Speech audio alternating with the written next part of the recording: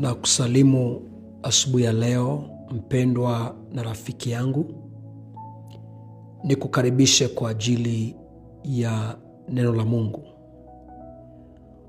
Ujumbe wetu kichwa chake kinasema, Mungu atakufanyia kicheko. Kitabu cha Mwanzo mlango wa 21 na mstari ule wa 2 na hata mstari ule wa 6. Sara akapata mimba, akamzalia Ibrahimu mwana wa kiume katika uzee wake, kwa muhula aliyeambiwa na Mungu. Mstari ule wa 6. Sara akasema, Mungu amenifanyia kicheko. Kila atakayesikia atacheka pamoja nami. Mtu wa Mungu, asubuhi ya leo,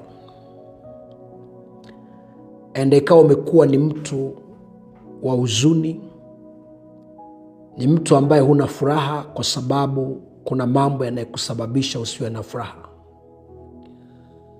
Kuna mambo uliyategemea kwenye maisha yako kuyapata, lakini hujayapata. Na hayo mambo yamekufanya uendelee kuwa ni mtu wa huzuni, mtu asiye na furaha. Na ndivyo ilikuwa katika maisha ya Sara. Hakuwa na furaha kwa sababu alikuwa hana mwana. Lakini Mungu wa upendo, Mungu wa neema, Mungu wa ajabu sana, alimjalia Sara kupata mimba katika uzee wake. Na ndipo Sara anafungua kinywa chake na kusema, Bwana amenifanyia kicheko. Kila atakayesikia kwamba Mungu amenipa mtoto atacheka pamoja na mimi.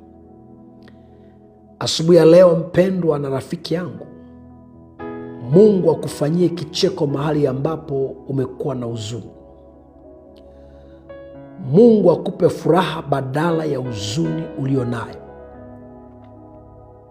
Umetembea katika huzuni kwa muda mrefu. Umetembea kwenye huzuni kwa sababu ya ofisi iliyokuajiri, kwa sababu ya ndoa ulio nayo, kwa sababu ya watoto wako, kwa sababu ya maisha yako ya kawaida. Lakini Mungu ana uwezo wa kubadilisha huzuni ulio nayo na ukacheka. Mungu akufanyie kicheko kwenye maisha yako. Katika Isaya 14 mstari ule wa 3, maandiko yanasema, tena itakuwa katika siku ile ambaye Bwana atakupa raha baada ya huzuni yako, na baada ya taabu yako, na baada ya utumishi ule mgumu uliotumikishwa. Mungu atakupa raha baada ya mapito unayopitia, magumu ulio nayo. Saa ingine kuna mambo unayopitia hata huna mtu wa kumweleza. Unabaki kuugua na kulia peke yake. Lakini yuko Mungu anayeona. Yuko Mungu ambaye kabla hujasema amekwisha kujua tatizo lako.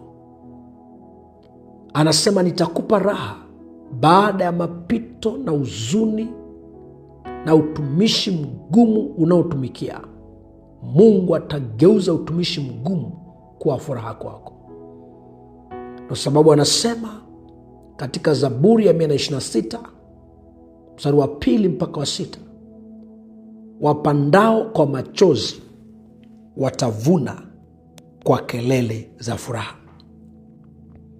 Ingawa mtu anakwenda shambani akilia anapochukua mbegu zake, lakini siku ya kuvuna, maandiko yanasema atarudi kwa kelele za furaha. Pengine leo unaenda kazini na maumivu. Kuna jambo nalifanya moyo wako una maumivu, lakini Mungu aliye hai atakwenda kukupa furaha. Atageuza maombolezo yako kuwa furaha kwako. Hautaishi kwenye huzuni miaka yako yote. Ayamkini kuna watu wanaokucheka, hawatakucheka miaka yote. Kuna siku Mungu atawafanya wale maadui wanaokucheka wafurahi kwa sababu Mungu amekuinua. Ndio maana maandiko yanasema katika Zaburi sura 23, huandaa meza machoni pa watesi wangu. Kwamba Mungu anaenda kukuandalia meza. Haijalishi umekuwa ni mtu wa huzuni miaka yote, lakini Bwana anakwenda kukuandalia furaha. Ni wewe kuwa na roho ya uvumilivu, kuwa na roho ya kumngoja Bwana. Maana maandiko yanasema wamngojao Bwana hawataaibika. Ninaamini Mungu aliye hai hata kuaibisha. Ninaamini Mungu hata kuacha. Anasema kama vile kuku anavyokusanya vifaranga na kuvikumbatia, Mungu ametukupatia zaidi ya hayo. Mpendwa na rafiki yangu, asubuhi ya leo, Mungu akufanyie kicheko. Kazi yako Mungu aikuze ili iwe furaha kwako. Ndio maana amesema ombeni nanyi mtapewa, ili furaha yenu itimilike. Kwamba kila ulichokiomba Mungu akakujalie kwa kadri ya haja ya moyo wako, ili uwe mtu wa furaha, usiendelee kuwa mtu wa huzuni tena. Yabethi alipomlilia Bwana akamwambia Mungu, geuza huzuni yangu, nisiwe tena mtu wa huzuni sawasawa na jina langu.